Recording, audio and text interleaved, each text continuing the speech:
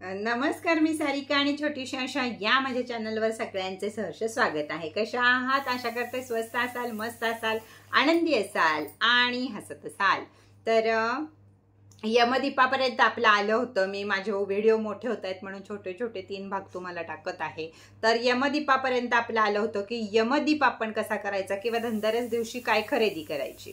आता धनतेरस दिवशी बऱ्याच धातूची खरेदी केली जाते किंवा राशीप्रमाणे पण मी खूप वेळा तुम्हाला काय खरेदी करावं हे सांगत असते। पण सगळ्यात महत्त्वाच्या ज्या गोष्टी आहेत खरेदी करायच्या दिवाळीमध्ये, त्याचा सारिका लाईफस्टाईलला मी व्हिडिओ टाकत आहे की काय नवीन घ्यावं आणि काय जुनं ठेवावं। हे व्हिडिओ मी तिकडे टाकत आहे, तर तिथं जरूर बघा सारिका लाईफस्टाईलला। आता मी तुम्हाला सांगते की यमदीप का लावावा, कुठं लावावा आणि कशासाठी लावावा आणि कशाचा लावावा, या सगळ्या गोष्टी तुम्हाला मी या व्हिडिओमध्ये कव्हर करत आहे। तर यमदीप हा एका वेळी यमराजांनी देवांना, विष्णूंना किंवा महादेवांना, विष्णूंना प्रार्थना केली की असं काही आहे का की तिथं आकस्मिक मृत्यू होणार नाही। कारण आकस्मिक जीव घ्यायला किंवा तो प्राण वर आणताना माझ्या सुद्धा जीवाला त्रास होतो। तर असं काहीतरी सांगा की त्या घरात आकस्मिक मृत्यू होणार नाही। जिथं आकस्मिक मृत्यू होतो तिथनं तो आत्मा आणताना मला खूप त्रास होतो, तर तुम्ही काहीतरी उपाय सांगा असं सांगितलं। म्हणून त्या दिवशीपासून मग विष्णूंनी सांगितलं की ज्या घरात दीपावलीच्या धनतेरसच्या दिवशी यमदीप लावला जाईल किंवा त्या दिवशी त्याला यमदीपदान सुद्धा म्हटलं जाईल, त्या दिवशीला ज्या घरामध्ये यमदीप लागला जाईल त्या घरामध्ये आकस्मिक मृत्यू कधीही होणार नाही। म्हणून तेव्हापासून हिंदू संस्कृतीमध्ये किंवा आपल्या धर्मशास्त्रांमध्ये अतिशय महत्त्व आहे यमदीपदानाला। काय करायचं आहे हे व्यवस्थित लक्षात घ्या। मी ना डेमो दाखवतेय, माझे जुने व्हिडिओ आहेत, मला जमलं तर मी वर काढेल, नाही तर तुम्ही बघू शकता। पण योग्य ती माहिती मी तुम्हाला फक्त द्यायचं काम करते की काय करायचं आहे। एखाद्या तुम्ही पेपर प्लेट घेतली तरी चालेल, इथं पेपर प्लेट घेतली तरीही चालेल, नसेल तुम्ही पितळेची, तांब्याची प्लेट घेऊ शकता। पण माझं जे शास्त्र सांगतं किंवा जो अनुभव सांगतो आजपर्यंतचा, तो हा आहे की आपल्याला ते टाकायचं असतं। ताटली पुन्हा घासून घरात घेणं म्हणजे त्या ऊर्जा असतात, त्यापेक्षा कागदी प्लेट घेणं सगळ्यात महत्त्वाचं आपल्याला आहे। तर कागदी जाड प्लेट घ्या किंवा खाली आपली तुमची जी काही ताटली तुम्हाला पितळेची, स्टीलची ठेवायची ती ठेवा, त्याच्यावर कागदी प्लेट घ्या आणि नंतर दिवा बनवायचा आहे। दिवा कशाचा बनवायचा आहे? कणकेमध्ये हळद घालून, मीठ न घालता घट्ट कणिक मिळून चौमुखी दिवा आपल्याला बनवायचा आहे। त्याला चारी चौकोन साधा करायचा, पुरणपोळीला गोल करतो त्यासारखा चौकोन करायचा आणि त्याच्या चारी चिमटी अशा दाबायच्या, तो झाला यमदीप। त्याच्यामध्ये तुम्ही 4 वाती ठेवायच्या आहेत, एक एक पदरी 4 वाती ठेवायच्या आहेत, क्रॉसमध्ये अशा बरोबर 4 जळलं पाहिजे। तुमचं तोंड दक्षिणेकडे, आता चौमुखी दिवा आहे त्याचं तोंड कुठं आपण दक्षिणेकडे करणार आहे? म्हणजे काही काही लोक सांगतात की यमदीपाचं तोंड दक्षिणेकडे करा। अरे कसं करणार? 4 बाजूला जर त्याच्या 4 वाती असल्या तर त्याचं तोंड आपण दक्षिणेला, तोंड कुठलं त्याचं तेव्हा दक्षिणेला करणार, तर स्वतःचं तोंड दक्षिणेला करायचं असतं। तर एका पेपरमध्ये गहू घ्या, एका ताटली खाली ठेवा, त्याच्यावर पेपर डिश ठेवा, त्याच्यावर गहू ठेवा आणि गव्हावर तो दीपदान ठेवा। गव्हावर सुद्धा थोडंसं हळदी कुंकू व्हा आणि त्याच्यावर तो यमदीप ठेवा। यमदीपाला सुद्धा हळदी कुंकू अक्षता वाहा, साखर त्याच्यामध्ये थोडीशी टाका। त्या तेलामध्ये तिळाचं तेल, मोहरीचं तेल, हे दोन्ही तेल किंवा जे घरात आपण वापरत असू ते तेल ह्याला चालतं। इथं तुपाचा दिवा लावायचा नाहीये, यमाला तुपाचा दिवा आपल्याला लावायचा नाहीये। आणि हा यमदीप जो आपला तयार होतो, हा यमदीप धनतेरसच्या दिवशी संध्याकाळी 7 वाजता, 8 वाजता, 9 वाजता, 9 वाजेपर्यंत 3 तासात तुम्ही कधीही तो बाहेर लावू शकता। बाहेरचा दिवा बाहेरच ठेवायचा आहे, त्याला आपल्याला विजवून घरात घ्यायचा नाहीये किंवा काही करायचं नाही।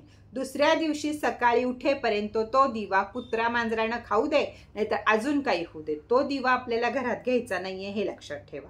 कुणाचा खाऊन गेला, कुणाला सकाळी मागच्या वर्षी या सगळ्यांच्या कमेंट्स खूप होत्या, आमचा घुशीनं खाल्ला ना आमचा, जाऊ दे, जिथं जे जायचं, जिथं जे प्रारब्ध आहे ते त्यांचं त्यांना जाणार आहे। जर सकाळी उठल्यावर आपला यमदीप, जे आता अपार्टमेंटमध्ये राहतात त्यांना कुठं जागाच नाही, तर सगळ्यात वरती जाऊन जरी तुम्ही तुमच्या नावाचा हा दीप लावला तरीही चालेल, बाल्कनीत लावला तरीही चालेल।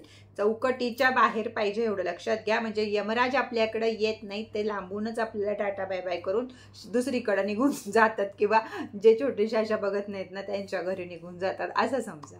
तर त्याच्यासाठी तो बाहेर लावायचा आहे आपल्याला दिवा.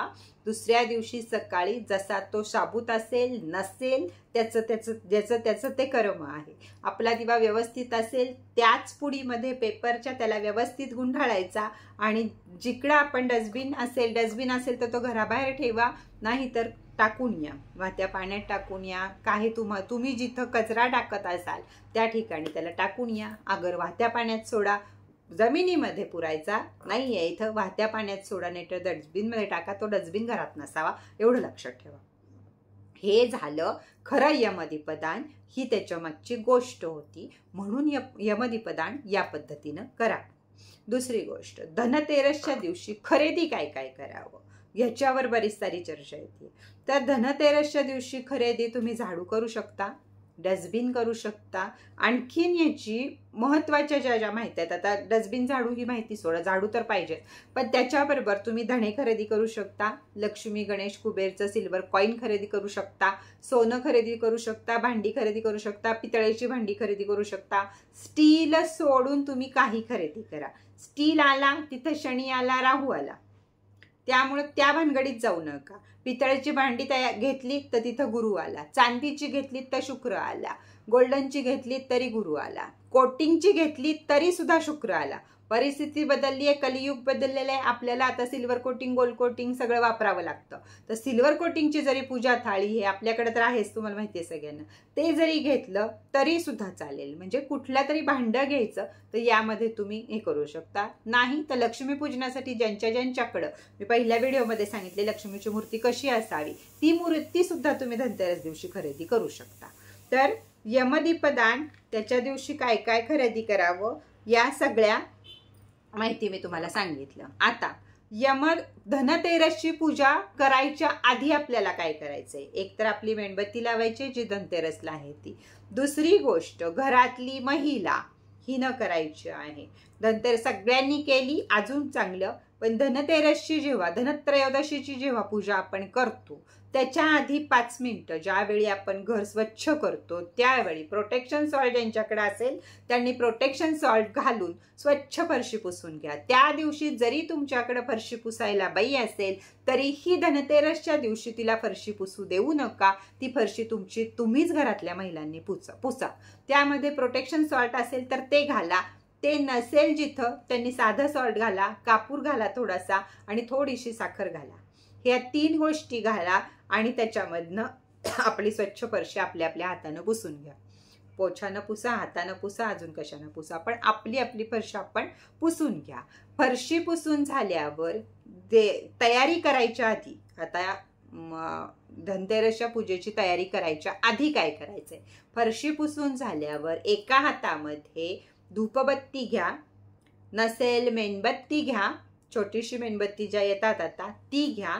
धूपबत्ती, मेणबत्ती किंवा उदबत्ती या तिन्हीपैकी एका हातामध्ये घ्यायचं. उजव्या हातामध्ये घ्या, डाव्या हातामध्ये घ्या, कशातही घ्या, दोन्ही हातापैकी ज्याला जे जमल तसं घ्या. कारण घंटा आपली उजव्या हातात उचलली जाते, त्यामुळे या हातात आपल्या उदबत्ती किंवा मेणबत्ती काही येणार डाव्या हातात. एका हातात घंटी घ्या आणि एका हातामध्ये धूपबत्ती, उदबत्ती किंवा मेणबत्ती घ्या. ती घ्या आणि घराच्या मेन गेटपासनं एका हातानं घंटीन एका हातानं ती धूपबत्ती फिरवत आपल्या घराच्या संपूर्ण खोल्या, संपूर्ण सगळ्याकडं ती धूपबत्ती आणि घंटी फिरवा. ह्यानं अलक्ष्मी घरातनं पळून जाईल आणि धनतेरसच्या पूजेला तुम्हाला पॉझिटिव्ह एनर्जी घरामध्ये येईल. ज्यांच्याकडं कॅन्डल्स आहेत, रूम फ्रेशनरच्या कॅन्डल आहेत, मूड्सच्या कॅन्डल्स आहेत, त्या कॅन्डल लावा. 7 चक्राची कॅन्डल असली तरी लावा, कारण त्याचं वातावरण आहे बघा. माझे किती व्हिडिओ होतात पण माझ्यासमोर हे असतं, त्यामुळं माझ्या चेहऱ्यावरची स्माईल जात नाही, कारण माझा मूड फ्रेश असतो. तर ती मेणबत्ती तुम्ही घरामध्ये लावू शकता. नंतर हे झाल्यावर, आत्ता जे मी सांगते ते झाल्याच्या नंतर तर सगळ्या घरभर घंटी फिरवा. पूर्वीच्या काळी धनत्रयोदशीच्या दिवशी बायका ताट आणि चमचा वाजवायच्या, पण आजकाल आपल्याकडे ते वाजवलं तर शेजारी पाजारी गोळा होतील, नाही तर नावं ठेवतील, म्हणून आपली घंटा वाजवायची आपण देवाची. तर देवाची घंटा आणि धूप तो सगळ्या घरभर फिरवा. त्याच्यानंतर धूपबत्ती ती संपली नाही, सगळं घर फिरून झालं पण धूपबत्ती संपली नाही, ज्यांच्या शेजारी गायांचा गोठा आहे त्यांनी गायात वेगळं करा, गायांच्या गोठ्यात सुद्धा तुम्ही हे करा, तिथली पण नकारात्मक ऊर्जा निघून जाईल. शेतकरी असेल म्हणजे जे काही आहे आपला उद्योगधंदा आहे, दुकानात पण करा, धनतेरसच्या दिवशी दुकानात सुद्धा करा, की नका एक दिवस लोकांकडनं पुसून घेऊ, त्या आपलं आपण थोडंसं करा. तर ते सगळं झाल्यावर दुकानातही हेच करा, घरी हेच करा. झाल्यावर जी धूपबत्ती उदबत्ती मेणबत्ती जे काही उरलं असेल तुमचं ते विझवा आणि डस्टबिनमध्ये टाका. डस्टबिन बाहेर ठेवा किंवा काय तुमचा असेल प्रकार ते करा, डस्टबिनमध्ये टाका. घंटा आपली तशीच ठेवा आणि आंघोळीला जा.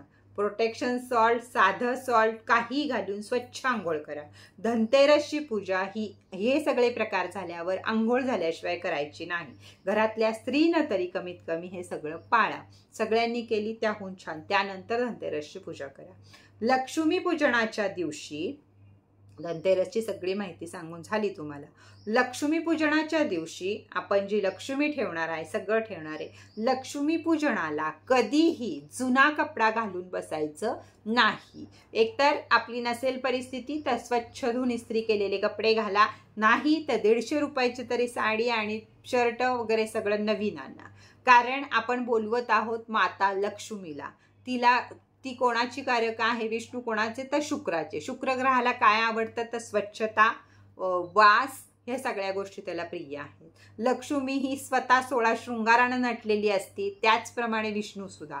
जिथं या प्रकारे पूजा होती, स्त्री 16 शृंगारात असते आणि स्वच्छता असते, जिथं विष्णू असतात तिथंच लक्ष्मी येते. त्यामुळं जी आपली ऐपत असेल त्या ऐपतीप्रमाणे दिवाळीला नवे कपडे का घालतात? सगळेजण घालतात म्हणून आम्ही घालतो, किंवा आजकाल हे राहिलं नाही की कधी नवे कपडे घालावे. आपण कधी दुकानात जातो, कधी कपडे घेऊन येतो. पूर्वीच्या काळी फक्त दिवाळीलाच नवे कपडे मिळायचे, पण त्यामागं हे मोठं शास्त्र होतं की दीपावलीतल्या लक्ष्मीची पूजा ही जुन्या कपड्यांनी होऊ नये म्हणून लक्ष्मी पूजनाच्या दिवशी सगळ्यांनी नवे कपडे घाला. आपल्या ऐपतीप्रमाणे शक्यतो नवे आणा. ज्याला जमत नसेल त्यांनी आहे हे कपडे स्वच्छ धुवून इस्त्री करून घाला. त्यानंतर हे सेंट, अत्तर हे काही ना काही घरात फवारणं आणि आपल्या अंगाला असणं गरजेचं आहे. कारण शुक्राला हे पसंत आहे, वास घाण पसंत नाहीये. जिथं अत्तर आहे, सेंट आहे, जिथं स्वच्छता आहे तिथं शुक्र म्हणजे जबरदस्त आहे, किंवा तिथं त्यांची पावर राहते. आणि माता लक्ष्मी आहे ही. तुम्हाला परवा पण मी सांगितलं, जर एखादा पाहुणा घरात येणार असेल तर आपण कष्ट घेतो, तर ही तर माता लक्ष्मी आहे जिच्यावर आपलं आयुष्य सारं चालू आहे. माता लक्ष्मी खुश तर नवग्रह खुश तर सगळं माहिती आहे तुम्हाला. आता ताई पुढं काय बोलती ते.